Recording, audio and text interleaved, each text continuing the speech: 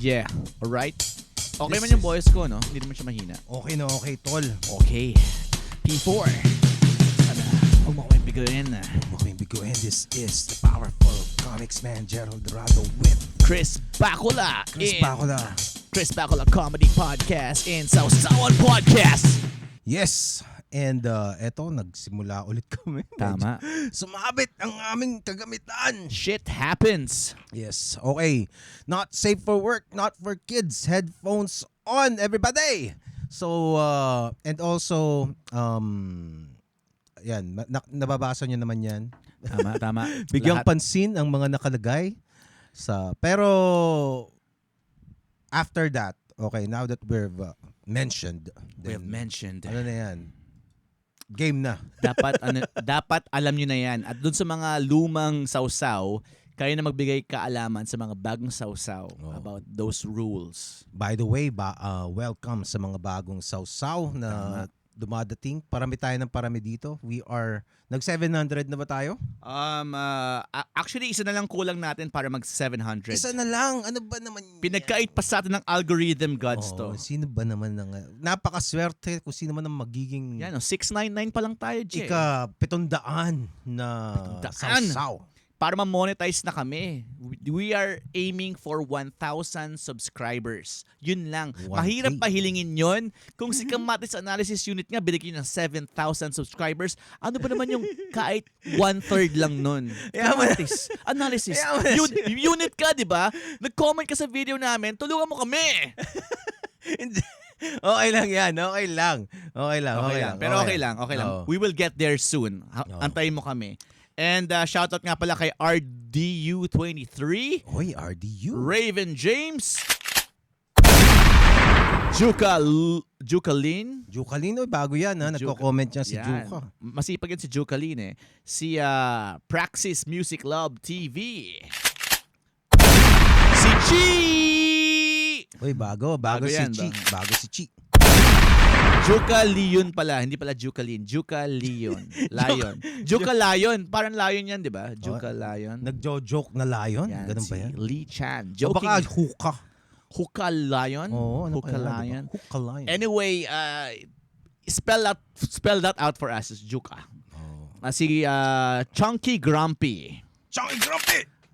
Yan, medyo in-school niya ako about kay Patty Chiu. Alam ko yan, Chunky Grumpy. Hindi lang namin nabanggit. Actually, nabanggit ko eh. Nabanggit mo ba? Okay. Kung nakikinig ka talaga, nakita mo nabanggit ko. At si Lady Mysteria. Lady Mysteria. Oy, bago. Hindi mo daw siya. Ikaw, shotgunin mo yung Lady Mysteria na yan. Hindi mo daw siya. Ay, sorry. Si ano pala yan? Si Miyabi. Lady Mysteria, meet Miyabi, yung aming bago sa family ng Sausawan. Mahilig sumasaw yan kayo si Lady Miyabi, kaya huwag mo siya tuluyan. Tularan. Huwag mong tularan si Miyabi. Lady Mysteria, paumanhin. Bastos tong si Miyabi. Okay? Pero at least isyan nakokontrol namin. Itong topic namin today, hindi makontrol dyan eh. Ayaw paawat. Okay, paawat. Parang yung aking XP3. Ayaw paawat. Ayaw paawat. Ano ba yung XP3 na yan ulit? Ito ang disposable vape. Disposable? Bakit ang vape naging disposable ngayon? Di ba ang point nga ng pag-vape ay para hindi na disposable yung paninigarilyo. Bakit may disposable vape? Mas mahal kasi at prone to addiction pag meron kang unit ng vape. Kasi pag may unit ka ng vape, kailangan lagi mo siyang nire-refillan ng juice. Or ng cigarette, yung kagaya kay Sofia, meron siyang IQOS. Lagi siyang bumibili ng para magamit yung unit. Okay. Ito kasi, pag naubos na, pwede mong itapon. So, mapaprevent mo talaga yung addiction. Mapapamahal ka naman, bibili ka naman ng unit. Actually, mas mura to. Bakit? Kasi 350 lang to, ang unit nagkakahalaga ng mga 5,000 yan eh. Aside pa dun sa bala, nung mismong vape unit na yon. Ito, andito na yung juice, andito na yung unit mismo. 350 lang. Tapos isang 2,200 puffs. Grabe, binilang mo na ba yan? Ewan ko kung sino nagbibilang nito, pero kasi mas cheaper siya kasi meron akong tropa nagvi-vape siya. Yung unit niya kasi costs 5,000 eh. 5K. Tapos yung refillable nun ng bala niya is 140. So, ilan lang ba yun? Mga 12 sticks lang yun na nire-refill lang niya. Tapos may limit pa kung ilang refill lang, siguro may ganun, no? Parang Yossi, parang per stick, pero may unit ka. So, dahil may unit ka, obligado kang lagyan yun. Whereas ito, kung ubos na, tapon mo siya. Kung gusto mo neto ulit, bumili ka ulit neto. So, mas hindi ka prone to addiction. Kasi wala kang unit na nakikita. Ay, walang laman yung unit ko. Loadan ko kaya. So walang anxiety ng Oo, ito kailangan. pwede mong itapon lang eh. Ay, disposable siya eh. Wala kang bawas responsibilidad. Tama. Parang kunwari, gusto mo mag-run, tapos bumili ka ng running shoes. Tapos lagi mo siya nakikita, nabubulok na doon sa shoe rack mo. Oo nga, bakit yung running shoes ko ganun nangyayari? Tatakbo ba ako? Hindi. Dapat ginagamit mo yon Jet. Ngayon, yung running shoes ko nga, hindi, basketball shoes ko basketball pala. shoes, oh. Yung basketball shoes ko, LeBron James pa naman yun. Nako, mahal yan. Tapos, ang tagal kong hindi nag-basketball. Nung sinuot ko ulit yung shoes ko na yun, pagdating sa court, natanggal yung natanggal na talaga yung sole. Kasi yung karam, yung rugby, karam ang Tagalog sa rugby. Basta yung rugby doon, yung pandikit, biglang natanggal. Kaya lagi mo dapat siyang ginagamit. Kaya dapat lagi mo siyang ginagamit. Nga di ba? Ngayon, same din yung logic dun sa mga vape, yung mga vape units. Kailangan lagi mo siyang ginagamit para hindi masira. Kaya bili ka ng bili ngayon ng mga refill niya. Unlike ito, wala kang pakialam. Pag naubos na siya, bili ka ulit ng bagong unit. 350 lang. Tapos may mga times pa na hindi mo kailangan nun, hindi mo naiisipin. Kung kaya't, paano naman makakabili ng sasabihin ko na yung number ko. 0917-766-9800. Contact me. Basta wala lang bastusan, ha? Ayan, 350 lang. Tapos, I-remind nyo na lang kung ano yung number. sagot nyo yung shipping fee. At tapos sa group chat, pag nag-chat to, sa chat, ito ngayon, habang nag-chat tayo ngayon, sisend ko ngayon. Yan, type ko na. 3 p.m. lagi, ha? Okay, kayo na ba sa shipping fee? Basta 350 lang siya. Iba ka talaga, Chris Bacula. Basta walang bastusan.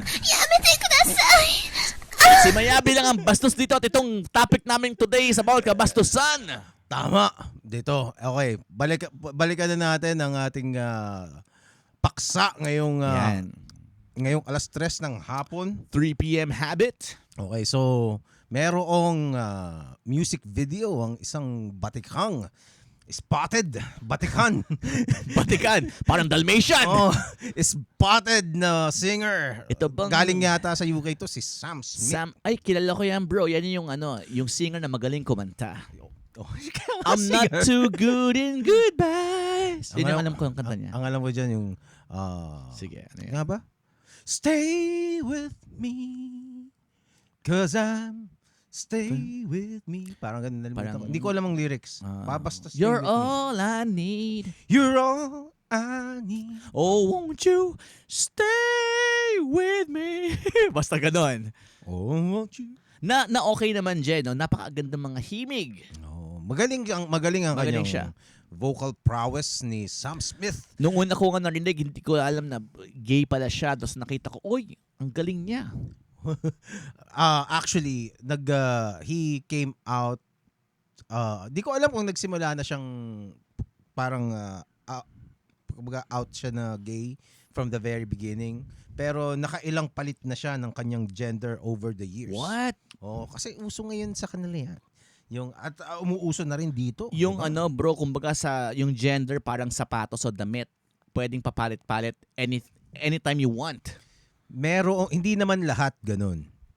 Pero accepted yon dun sa ideology ng transgenderism. Na pwede ka, ayoko pala maging maging lesbian. Gusto ko ngayon maging tomboy. Merong kasing syempre, nire-recognize pa rin nila yung mga cisgender na tawag nila. Parang tayo cisgender ba tayo? Cisgender. Tapos yung iba, yung LGBTQ, lahat na doon, lahat ng hindi cisgender na straight men and women, nandun na sa LGBTQ. QAI pa nga. Tapos ngayon, ang problema kasi doon is, madami na yun. Yung L pa lang, di ba? Lesbian, gay, ano pa? Bisexual, LGBT, transgender, Queer. Q, queer. I, ano yung intersection eh. Tapos, Intersection. I, A, ano yung A? Basta nalimutan kung ko. ano man yung letter. Asexual ata. Para kang amoeba. Amoeba. Alam nyo ba ang itsura ng amoeba? 'Di ba? Amoeba, asexual. 'Di ba yung asexual dati sa biology dati sa elementary, yung mga cells nag-i-split ka eh. Tapos kayo ganun ka. Pag nag-identify ka as amoeba, amoeba ka talaga. Ang amoeba, alam ko pag natatai ka, amoeba ka. Mayroon kang amoebiasis. Diba? Amoebiasis 'yun. Same word. Same word lang. Sa diba? bagay, kung walang amoeba, walang amoebiasis. Tama. Diba? Diba? Dahil sa amoeba na yan, nagkaroon ka ng amoebiasis. Anyway, right now it's like 142 na yata yung genders na 'yon. Tama. Kasi ang ginagawa nila, kaya ganito yung hindi ko alam kung may ibang paraan na, pero meron ako isang nakitang paraan para i-identify yung iba't ibang gender. Kasi parang gumawa sila ng categories eh. So let's say lalaki ka, biological lang itsura mo. Ikaw, Chris, 'di ba? Ako. Oh, ikaw. Ako. Tapos nakita mo yung biological state mo is a male, 'di ba? Pero let's say attracted ka sa isang column 'yon. Male, biology mo male. Tapos ang another column is yung sexual attraction. So let's say attracted ka sa kapwa mo lalaki, 'di ba? So tapos paano ka manamit? How do you like to present yourself? Pero ang gusto mo lalaki ka pa rin. 'Di ba? So mag-iiba-iba. Merong male pero attracted siya sa female pero gusto niyang naka pangbabae rin siya. Alam mo yun? So, ibang sex yun. Parang si Machine Gun Kelly. Parang ganun, di ba? So, iba't ibang ganun ang ginawa nila. Meron pang ilang columns eh. Dati alam ko Kaya dumami ng dumami. Dati alam ko pag ganun, parang rockstar ka lang eh. Di ba? Di ba? Parang lalaki ka. Parang si Marilyn Manson nung araw. Lalaki siya. Pero kung makita mo siya, mukha siyang babae, di ba? Kasi naka-makeup siya, tapos minsan nakapalda siya. Parang rock thing nun eh. Oo. Pero ngayon, naging gender na yon. Oo, actually parang iisipin nila na si Marilyn Manson. Na LGBTQ si Marilyn Manson. Kahit na hindi. Hindi ko alam. Well, hindi natin alam. Malay mo, baka nung panahon na yon, kung uso na yan, baka nag-identify si Marilyn Manson. Kaso thunders na siya ngayon. Oo nga eh. At saka isa pa, ang ginagawa nila is kung ano yung mood mo, depende sa mood, nag-iiba. Yung ibang mga tao, tinatranslate nila yung iba't ibang moods mo kada araw as changing of your gender. Talaga? Yun yung mga parang gender fluid. Kasi pag, kung doon sa mga naniniwala na kung ano yung sa gender fluidity, explain in the comments what it is. 'Di ba? Oo. Nung talaga may intindihan namin. Ako inosente ako talaga dyan. Kasi, Walang alam. Kasi based on the things that I'm seeing, it's just parang ano ka lang talaga, gumagawa lang, depende lang talaga sa mood. At saka also dun sa mga TikTok videos na gender fluid daw sila, ganoon ang pagka-describe nila eh. Parang nag-iiba sila ng ano. Pag umaga, Kumbaga ganito ang parang nararamdaman ko. mood ring. Oo. Tapos minsan, so each, meron pang ano eh, parang gender, ina-assign nila yon. So let's say, sa umaga na yon, parang trip niyang mag-exercise. So parang feeling niya lalaki na siya. Lalaki ako pag umaga kasi gusto kong mag-exercise eh. 'Di ba? Tapos nagwe-weights ako kasi lumalabas yung masculine. Pinapangalanan pa nila 'yon. 'Di ba? Si ano ako si Bruno. Bruno, 'di ba? Ako si Bruno. Bruno Macho, 'di ba? Bruno Macho. Bruno M. 'Di ba? Tapos paggabi, ikaw si Miyabi. Tapos mahiling maganto. Basta ganun. Tapos let's say pagkakain ka na, medyo mahinhin ka. Basta depende sa mood mo. Oh. Tapos medyo madidepress ka pagdating ng hapon, iiyak ka. Mm-mm. So meron kang babae na iba't iba. Para kang baliw. So Baliw ka. Actually pwedeng mental disorder yun eh. Oo nga. 'Di ba? Na parang depressed ka Oo. depressed ka eh. Kaya tingin ko may ibang cases. Para siyang may multiple personalities. May ibang cases na tingin ko nakakasama dun sa tao na yun na parang to just affirm, oo, nagiging si Bruno Macho ka talaga. Ikaw nga si Bruno Macho. Diba? Instead of sabihin na, it's, kumbaga parang may problema ka ba? Baka may mental health issue Baka ka, you diba? want to talk to a healthcare professional. Diba? Ganun ang ginagawa kasi yung doon pa lang sa doon pa lang sa pangalan gender affirming care. Gender Ina-affirm care. ka, 'di ba? Medyo ini-spoil ka kumbaga, Je. Oh, Ina-affirm ka eh. at least to me, ganun ang dating. Hindi ko sinasabing basta ang dating sa akin, abawa, pumunta ka sa doktor, tapos sasabihin mo, may mga gender affirming doctors na parang lumapit sa albularyo. Every time na lalapit ka sa albularyo, sigurado nanuno ka o nakulam ka. Nadwende ka! O, di ba? Kasi yun May ang kapres. yun ang May kapres sa puno nyo. Ang pangalan niya, Miyabi. Yamete kudasai! Parang hindi bagay kay Miyabi yung ganun expression. para ganun yung gender affirming na parang pag lumapit ka sa amin, instead na identify natin, okay, mag-test tayo kung ano yung sakit mo. Ang gagawin nila, sasabi, kasi it's mental 'di ba? Parang, sige, ganun ang sinabi mo, okay, affirm kita, ganyan ang gawin mo. 'Di ba? Tapos, basta, that's a different rabbit hole buko dito kay Sam Smith. Dati kasi, Je, pag physical test ako, pinapaubo lang ako eh. Pinapaubo. Hinuhubad yung short ko ng nurse or doktor, pati yung kasama yung brief, naka-down at sabi sa akin, ubo. Talaga? Ubo. Ganun, nung physical exam yun, nung mga bata pa kami, nalala ko pang kindergarten yata ako noon eh. Bakit ako hindi ko naranasan yata yan? Ang weird nga noon eh, parang pinapahubad ka pag lalaki ka. Baka naman Tapos yan. nandun yung patotoy mo, nakaganon, di ka pa kasi tuloy, diba? Ubo! Mas may titingnan. Ewan ko lang, mga doktor dyan, baka enlighten us. Talaga? Pag ginagawa yun. Baka namolest siya ka. Hindi. Ano yun? Practice talaga yun. Talaga? Pinapaubo ka.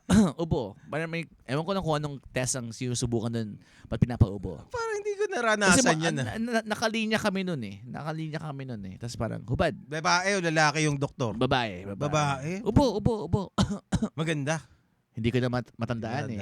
Basta alam ko parang chine-check yata kung may something. Basta ganon. Grabe.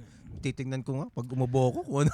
Baka nakalimutan mo lang. Pero ang ginagawa yun pag physical exam. Anyway, wala kaming pakialam kung anong gender role ang i-take nyo. Ang amin na dito kay Sam Smith, yung putang inang video niya, napakalaswa. Okay, tingnan natin. And as you can say, 'di ba? As you can see pala, here in the Sausawan podcast, we are in no way, shape, or form that we are prudes. Na parang na parang malisyoso. Nagmamalinis. O kaya prim and proper. Holier diba? than thou. Hindi kami ganon at all. Pero pag pinanood namin itong music video ni Sam Smith, we just can't help na parang nagki-cringe kami dyan. Diba? Parang hindi ko alam kung anong gustong i-point out ni Sam Smith dito eh. Ang yung mga woke kasi sasabihin, okay, hindi kayo nagki-cringe kasi kayo, homophobic. Yeah. O transphobic kayo. Which is sa akin kasi wala akong pakialam kung who Sam Smith wants to sleep to with. fuck. Pero actually I'm not even against dun sa portrayal niya as LGBT.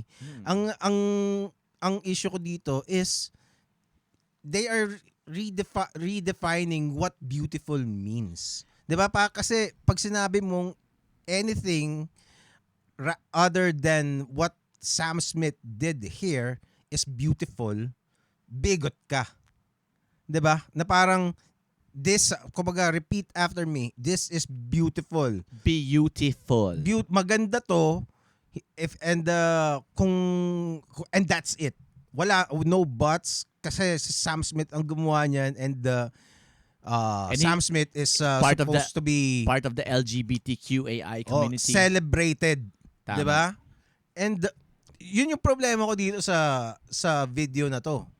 Na parang Paano mo i-celebrate yan? Kita mo, babatoy niya ng bote yung, ayan o, yan, babatoy niya ng bote. Paano mo i-celebrate yung violence yan eh? Well, madami, may mga music videos naman na may pagka-violent. Pero ito kasi, this is, Yan pa. Ayan di ba parang? Saka ito, kung gusto mong ito si Sam Smith, ba't naka-nipple tape ka ba? Akala ko ba free the nipple? Akala ko ba Sam Smith free the nipple? Bakit mo tinatakpan yung utong mo? At saka, May mga buhok ba yan? Tingnan mo yung itsura niya. This looks like, Freak? di ba? Hindi siya, He looks like a freak. hindi siya, is this sexy? Ito Sino ang magsasabi sa'yo na sexy yan? Other than this is parang, ako parang pag nakikita ko siya parang, ito lang yun eh. Disgusting eh. Si Sam Smith, she, he, or kung ano man ang niya, ang tawag doon, pronoun, They ata ang They- gamit niya ngayon. could have looked pretty. Pretty, pero ito dito, hindi niya sinasadya maging pretty siya. Kita mo yung mga champagne na ini-squirt sa bibig. Actually, ito medyo okay pa eh. Pero itong parang, what the fuck is Yan this? yan, no? Parang yung intention niya dyan hindi maging pretty. Ang intention niya maging promiscuous. Doon sa video na yun, yung shot na yun. Oh. Parang, parang cum yun in his face. Kahit nga yung yung ibang yung WAP, yung wet ass pussy Oo. na video ni Cardi B? parang mapapaano ka, what the fuck are these From ladies the do? top to Diba? the bottom to the wet ass pussy. やめてください Pero in fairness, maganda, okay naman, I wouldn't call it the best song ever, yung song. Kasi Maganda yung song na yun actually it's danceable. It's a danceable beat. Pero ang issue ko dito talaga is yung yung sinasabi nila na this is what is beautiful now. 'Di ba? It's like, but then kumbaga it's like the emperor's new clothes. 'Di ba? Na parang hindi may maganda yung suot ng emperor. Kahit 'Di ba? wala. Tapos tanga ka lang pag hindi mo nakita na maganda yon. Ito, sasabihin nila, bigot ka lang pag hindi mo nakita Na maganda. na maganda yan. Oh. Yun ang issue ko dyan eh. Hindi, ako wala akong pakialam kay Sam Smith. They are redefining the culture of beauty. Walang issue ko dyan, baboy siya. Yun lang yun. Totoo naman. Baboy yung video. I mean, maganda yung pagkaka-execute, yung cinematography, yung mga props, yung mamahalin siguro yung mga damit niya. Pero yung theme, yung mga ina-act ng mga tao sa video is kababuyan! Alam ko baboy yung bibig ko, pero pag nakakita ko ng kababuyan, alam ko, it takes one to know one! Tama! Alam ni Miyabi yan, di ba Miyabi? やめてください Actually, that's a very good Di ba? point. Kasi alam natin Mga baboy! Actually, I think that's an excellent Alam mo point. ba kung ano nare-remind ko dito? Parang to yung kay Xerxes na eksena. Yung parang nag-orgy, parang grand orgy tong ini-imply ni Sam Smith dito sa 300, di ba? Na minamask lang niya sa isang magandang kanta kasi ang ganda ng kanta, dude kahit ako napapaindak Pero parang kagaya din ng mga black R&B singers na ang ganda ng kanta. Pero pag pinakinggan mo talaga yung lyrics, it's all about bumping and grinding. It's fetish. He is, I think, if you ask me personally, I think this is a narcissistic man's Fetish. fetish, fully displaying his fetish for all the world to see, and he knows that that the prevailing culture is gonna force this upon our throats. And you're gonna say this is beautiful. You're gonna say that Sam Smith is a sexy person. Sexy beast. 'Di ba? Na na maganda siya, na this is a work of art. This is a masterpiece. And if you say otherwise, It is not. 'di ba, you are a bigot. Yun ang problema ko dito. Kasi again, this is parang nabanggit ko last time yung postmodernist na idea. Yung postmodernism is a rabbit hole by itself. Madami siyang definitions. Merong historical, merong philosophical, at kung ano-ano pa. So madami siyang parte, and it has been studied and debated by the smartest thinkers in the world. Okay, I don't even think I'm qualified to talk about it. Pero I'm gonna try either way. So I think ang isang idea kasi dun sa postmodernism is yung postmodern world. Dati kasi yung pre-modern world, talaga, konti lang yung mga authority figures. Mostly it's just the church and maybe the government, the king, 'di ba? Kung saan man 'yun. So whether it's the Catholic Church or the Muslim churches, kung anong tawag nila doon, or Muslim faith. Moske. 'Di ba? 'Yun ang authority figures. And after after that, nagkaroon ng enlightenment. And then eventually naging na-modernize ng konti yung mundo. Kasi madami tayong na-discover na iba't ibang mga bagay. Tapos nagkaroon ng Industrial Revolution, ganyan. And now, yung postmodern world, meron na tayong media na kaya nang mag-replace doon sa authority figures of the past. Now, people, mga YouTubers can be authority figures. TV shows can sway cultures. Let's say yung Friends. Daming kumbaga entire culture was created because of that show, 'di ba? Or any let's say Simpsons, Rick and Morty, 'di ba? South Park. Favorite ko yung South Park. 'Di ba? Yung mga ganyan. It was dahil sa South Park kaya ako naging bastos. Or MTV. 'Di ba? That's culture. Anak ng MTV culture tong video ni Sam Smith na to Beavis and Butthead. Diba? Butthead. Beavis. Yung show ni na Kim Kardashian, yung hip hop culture ni na Tupac, Biggie, 'di ba? Kumbaga parang these things affect our minds And we think that yung ibang mga ginagawa nila sa TV, sa media, are all true. Lahat ng mga pranks, 'di ba? Parang magbibigay sila ng idea of what the world is. Pero sa totoo lang, hindi ganoon 'yun. Hindi talaga ganoon ang tunay na mundo. I don't know if you can follow, kung naiintindihan ko if I'm explaining it effectively. Pero yun. Pero ito kasi this is kumbaga ang punto ko dito is by creating these kinds of videos, parang this is a tool to create a new definition for beauty of what's acceptable, of what gender is. 'Di ba? That this is what it's ganito na ngayon. Na parang yung mga makakapanood nito na bata na mga 5 years old pa lang ngayon. Kasi ito hindi naka-censor sa YouTube to Napapanood ng mga bata to Kaya nga may kaya controversial tong video na to. Kasi hindi siya accessible siya sa mga bata. Uso sa US ngayon yung grooming na issue. Yung drag story time.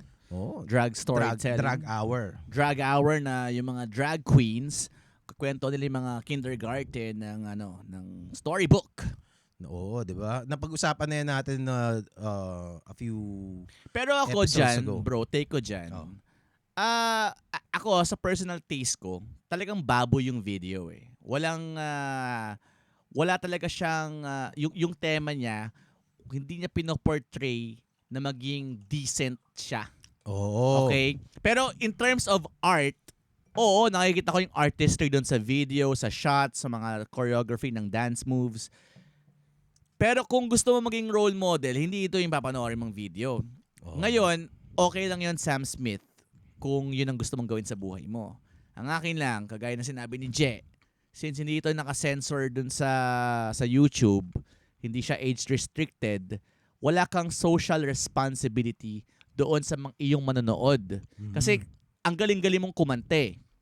Lahat, nung nag-start ka na singer ka, ang kinakanta mo love songs Sad songs na about moving on, about, alam mo yun, acceptance. Do, very inspiring pa nga in a way eh. And very jumpy eh. Pero ngayon kasi parang nag-sway ka na doon sa I mean yung kanta mo on point pa rin pero yung tema mo, yung theme mo, nag-sway ka na doon sa original na message mo. And ngayon dahil dyan, nagmukha ka ng parang si Miyabi. やめてください And okay lang yun eh. Kaso, dapat, para kang Sausawan Podcast. Dapat, unang pa lang sa video, may nakalagay, not safe for work. Headphones on. Parental advisory. Explicit content. Dito walang ganun eh. Just to make things clear, we don't care if Sam Smith is queer or trans or whatever he identifies himself to be. I'll just use he kasi pabago-bago siya, hindi mo man maintindihan. Basta kung ano lang Oo. siya. So, we don't care if whoever this person wants to sleep with or anybody else, 'di ba? As long as you're in the right age, bahala ka sa buhay mo. Kumbaga wala kami doon, 'di ba? Tapos what I'm saying is yun lang naman na parang they are trying to change what is the culture, what is beautiful. They are trying to redefine it. Are we just gonna let them? Eto, Jea. Yun yung isang tanong dyan Ito yung issue ko dyan eh. Oh. They are trying to change yung culture. And they are trying to change kung ano yung perception mo ng gender. Ang aking lang, ang ibig lang sabihin, nililito mo yung general public kung ano ka.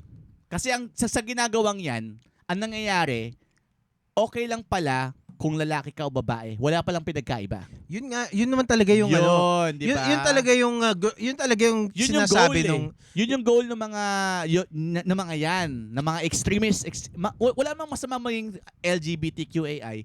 Pero pag nililito mo o nililin lang mo yung general public kung ano talaga yung talagang totoong kasarian mo or kasarian na dapat para sa'yo, fucked up na. Actually, yun ang sinasabi ng isang goal talaga nito. Kaya yung etong gender thing, yung mga transgender, non-binary, tawag dito, queer, hindi mo nga alam kung anong ibig sabihin ng queer eh. Kaya nga Walang makapagpaliwanag kahit sila, hindi nila alam yan. And you know what?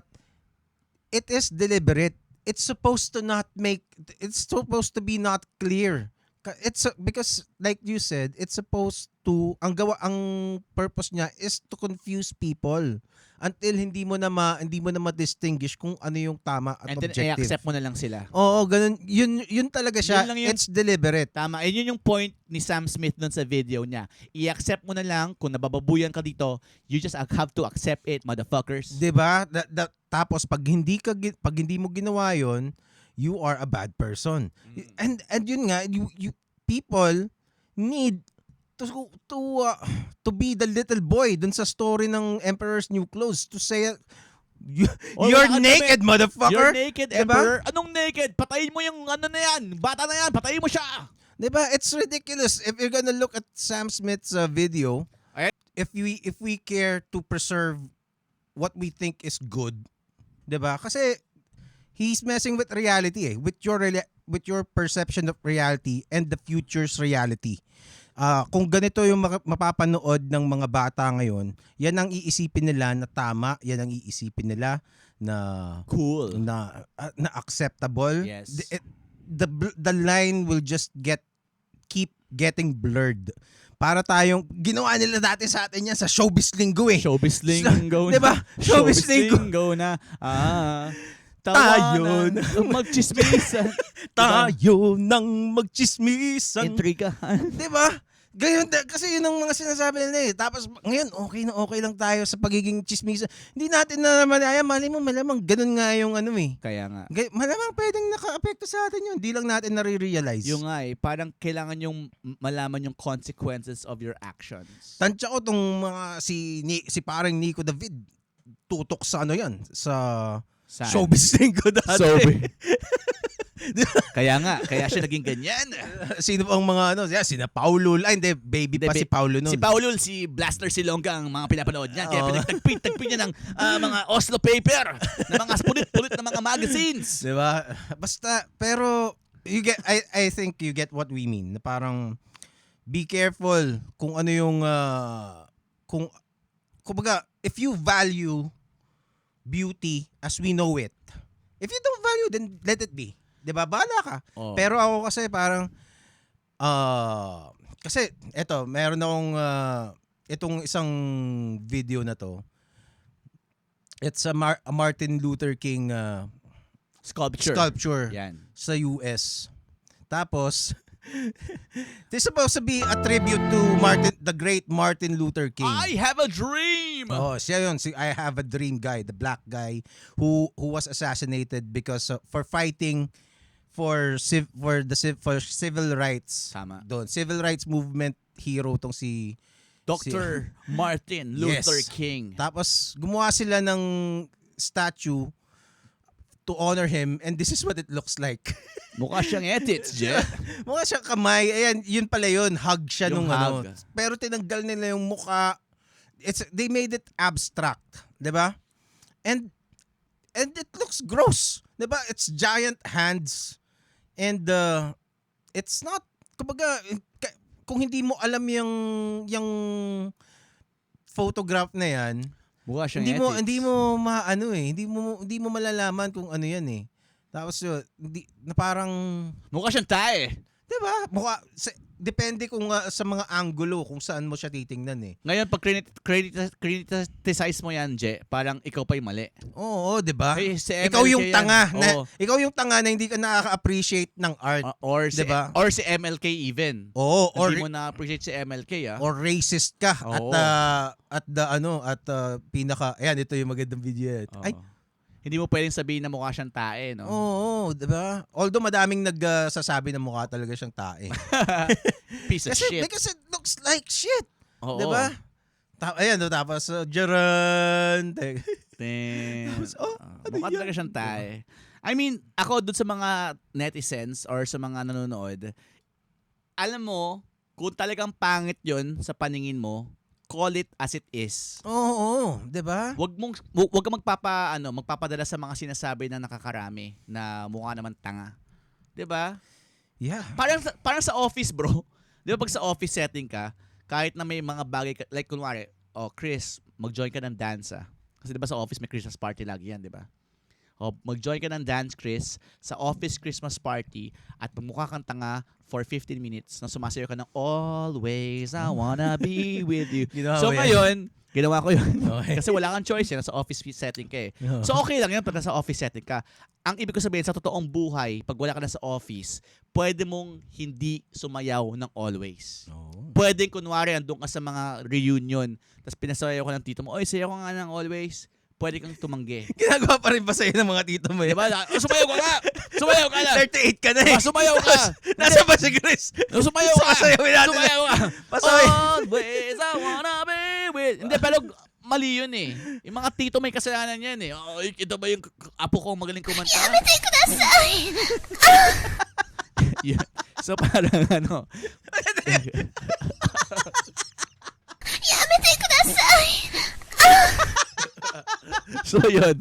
So anyway, nagkanta-leche-leche itong episode na to. It's out of control, Je. It's out of control. Siguro wag kayo maging sheep na lang. Wag kayo maging tupa. Okay? Pwede niyong sabihin pangit kung pangit. Pwede kayo mag-go against the flow. Yes, be honest. Sa Be sarili honest. Be honest and have the strength, have the fortitude to be one because you only get a chance, one chance in life to do it. 'Di ba? Kasi kumbaga, yun ang isang problema eh, to avoid conflict. Yun ang that is how evil wins eh. Parang ano ba yung quote? Parang something like evil wins when good people don't say anything Yun nga. about it. And mas magandang pagkasabi dun sa yung Tapos tamang parang quote. hahayaan mo na lang, di ka na makikipag-argue. Well, okay lang, di ka makipag-argue. Pero just because na hindi ka makapag-argue, ibig sabihin gagawin mo yun. That is why it is also important to equip yourselves of information and kumbaga mag-training ka rin na magsalita on how to express your thoughts. Napakalaking superpower nun na para kasi sometimes just being able to say things clearly, being articulate, ang ano mo kumbaga parang mahirap kasi people are parang creatures of Habit? not just habit but yung we like the easiest path, the path of least resistance na natawag. Kumbaga that's why pag macho ka, mukha kang nakakatakot, hindi ka ma-hold up basta-basta. Mas madaling ma-hold up yung scrawny. yung lalampalampa. Mukhang kasi that is at least resistance. Kamukha yun. ni Sam Smith. Ganun. Malaki si Sam Smith Oo, Parang- pero yung ganun parang hindi ma-intimidate yung hold-upper. Parang, mukhang mayaman to, hold up. Oo, anyway, it's yun nga, have the fortitude to say the truth and stand up for truth. Kasi if you don't, it can be taken away from you. And you'll never know. Hindi mo mamamalayan. Putang ina. Ngayon, biglang yung kumbaga dati itong mga gaytong ideas is parang ridiculous na parang walang seryoso niyan it is not a knock on the strides that were made for the LGBTQ people kasi meron din naman talagang mga nangwawalang yan ng mga LGBT. We recognize that. May mga pedophile na gano'n. At saka, pero ang thing is, kumbaga, meron pa rin tayong decency 'di ba? Alam natin kung ano yung decente, alam natin yung hindi. Baboy! Yung baboy! Oo So, if you want to, kasi if you, kung magbibigay ka ng leeway para sa isang grupo lang, hindi ka magiging consistent. Paano yung kabila? Kumbaga magiging may iba yung yung standards mo if the standard only goes in one direction. Kung hindi balanced, if the standard does not apply for all. 'Di ba? So, it's a slippery slope. Kaya when you see things, I would advise, of course, like what we always say here, bahala kayo kung anong gusto nyong gawin. Pero I think para sa akin, for the betterment of society and our children's future, mas okay na magsalita ka. Saka kung sakaling di nyo kaya magsalita just to avoid an argument, I mean, okay lang naman yun. Pero gawin nyo pa rin yung gusto nyo. Kasi sila nga ginagawa nila yung gusto nila Gawin nyo rin lang yung gusto nyo. Tama. Agree to disagree, guys. Actually, kumbaga, if you don't, actually tama yun Parang, philosophy ko rin yan na kung hindi kita kayang baguhin, di ko naman responsibilidad na baguhin ka I just need to stand my ground. Yun lang. Yun lang, And diba? mas powerful yun, bro. Mas Oo, powerful yun. Just stand your ground. That's it. Yun lang yun. Kumbaga, you don't need to indoctrinate other people. Kasi lalo na yung mga decided na talaga, yung mga woke na talaga. Hindi woke. Wala na yun. Wala na yun, 'di ba? So lost kumbaga cause. ayusin mo yung sarili mo at saka yung pamilya mo. Kung sino yung kaya mong maimpluwensyahan, yung anak mo, yun ang intindihin mo. Sabihin mo, baboy yung music video ni Sam Smith! Shotgun ko, Jer. Humina ba? Kumina siya Yaman na. Baboy ang music video ni Sam O yan, Smith! isa pa. Kundi! やめてください Yan ang mangyayari sa'yo, Blaster! Pag nahuli ka ni Lolo Ben na naglalakad sa dilim! やめてください Tama na to. Okay. Okay na yan. Okay na yan. Papaliw na ako. Tapos, Papaliw si Lolo Ben. Tama na. Lolo Ben, Lolo Ben. masyado ka nag-enjoy.